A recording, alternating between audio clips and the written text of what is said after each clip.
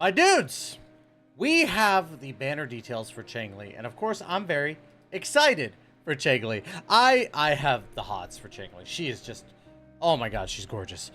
Seeing her in the story actually just made me super happy, and I can't get enough of her. That's all I'm gonna say when it comes to that. But we do have some banner details to talk about, and that's what we got right here. We got the banner details live. Finally, I've been waiting to make this video. I've had this ready to go. I'm like, okay, Wuthering Waves, come on, give me the info. Finally got it. So today we're going to review this banner itself, and I'm gonna tell you why you should summon on it. That's basically what it's gonna boil down to. Spoiler alert.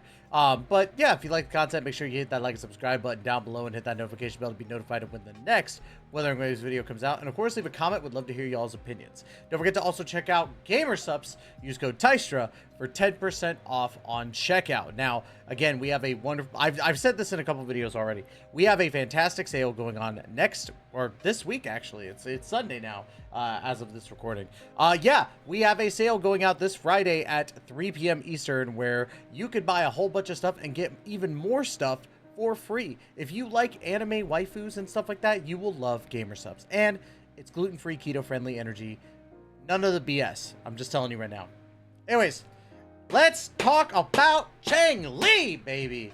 Well, her banner. So, first things first, the first character I want to talk about is the free-to-play unit that we are getting in this one, which is Baiji. Now, Baiji, as much as she is a free-to-play unit, is still a very good unit in general. She has good healing and, like, overall.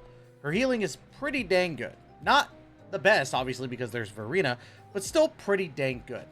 Now, I do want to point out this Reddit post right here. And the reason why I want to point this Reddit post out is solely because of the fact that there are some really good things going on here with our little Baiji here. She's pretty freaking nuts. As you can see, this is an elusive realm, right? By the way, look at this spin to wind right here. So you get a little bit of Sanhua, pretty dang good, pretty dang skippy.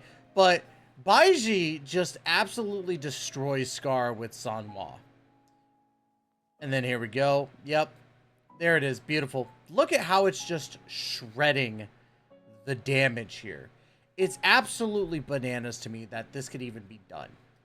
Now, does that mean that Baiji is the end-all be-all in regards to units? No. But as a free-to-play unit, she's pretty freaking disgusting. So, obviously, that's a thumbs up from me. Getting more of those resonance chains for her is a fantastic thing for you. So, be prepared to get some Baiji if you haven't already RC6'd her. I don't know what everybody calls it on here. I haven't really been paying attention to that. So, I'll just say RC because resonance chain, right? Now, let's talk about Tauki, because Tauki is one of those characters that outside of the big booba, I wasn't expecting to be as good as she is. But Tauki is actually very good, a very solid support character to have on your team. She can recover your stamina, which is pretty dang good. She has a parry system built into her thing, which is already really cool. I've liked characters like Beidou and Genshin Impact and other characters that have a counter system built in them. So it was really nice to see that Wuthering Waves also made a counter character that is actually really hot and very good, right? Now, the cool thing about her, right, is that with her Rocksteady Shield ability, which, you know, is pretty dang good in general, she gives you a 15% damage reduction. However, if you are able to RC one her, which is, you know, her first constellation or however you want to say it, that becomes 40% instead of 15. So you have a chance of doing damage reduction up to 40% if you're able to get at least 2 copies of Tauki. And I'm almost certain that with her being on a previous banner already, you probably pulled at least 1 of her at some point. If not, definitely pull at least 2 of her on this banner because it's definitely worth it. If you RC6 her, then you're already like amazing, because I think she's definitely worth it. So she also gets a thumbs up. She's a really good character, especially since we're still early on in Wuthering Waves, you know, birth here. So now let's talk about another character that I absolutely love, Mortefi. Now Mortefi is a giant freaking nerd, right? He's a scientist. That's about it from there.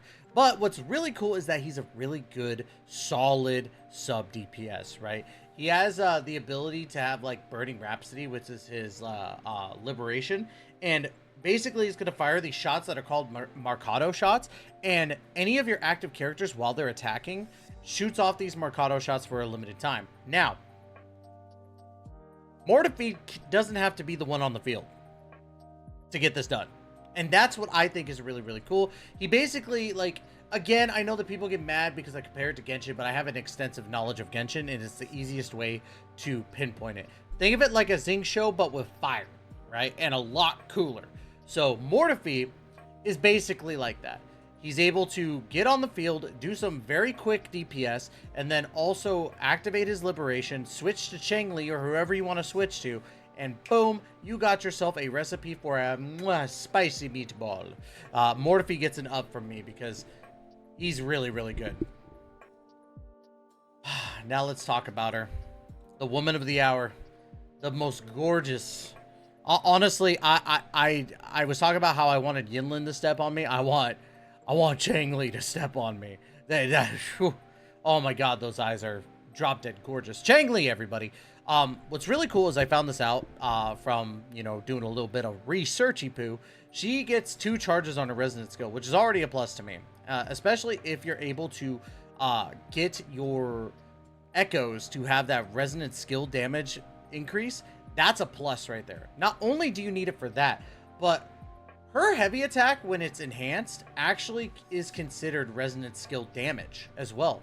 So one of the stats that you're going to be aiming for is resonance skill damage, which is pretty normal for a lot of DPS characters, right? But at the same time, I think that it fits more with Changli in the sense because of the fact that you are going to be using her skill. It has a cooldown of, I think, 12 seconds, if I remember correctly. But, you know, still, that's pretty good.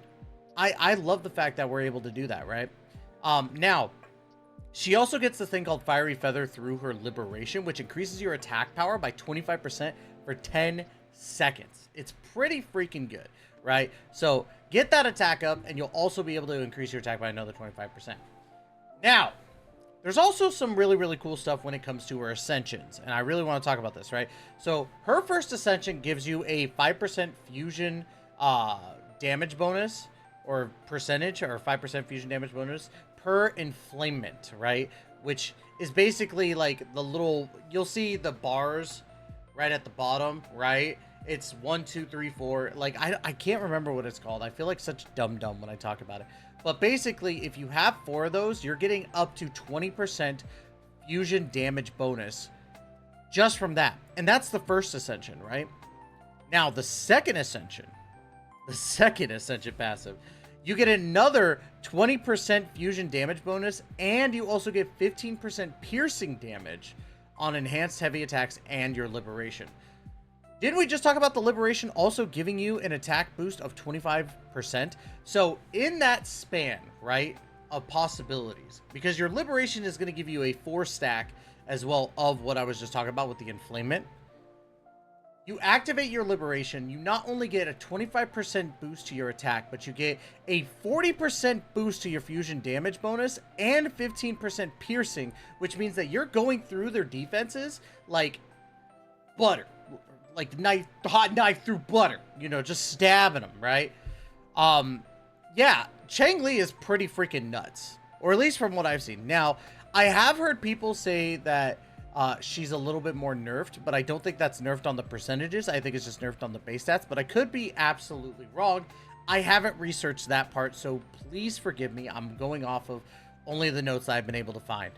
But if everything I'm saying here is actually what's in her kit, she's going to be busted. And Wuthering Waves already has 2 busted units in the sense of Yinlin and Jinhsi, and already an amazing amount of units in general that are just so dang good. So, should you summon on the banner for Changli? Yes. 100% I think you should. If you are literally just free to play and you only have a little bit of gems for this, I still think it's a good summon because you get 3 4-star characters that are really, really good in general. None of them, I believe, on the Wuthering tier list is below a B. which B, people would say is really bad. I don't think so. I think B, A, and S are fantastic. So, overall, these characters are really, really good and have good, solid, like, team comps. And then if you get Changli, you're already, like, doing really, really well for yourself. So, this is a must summon banner in my personal opinion. Now, if you disagree, let me know in the comments down below. Would love to hear y'all's opinions on this.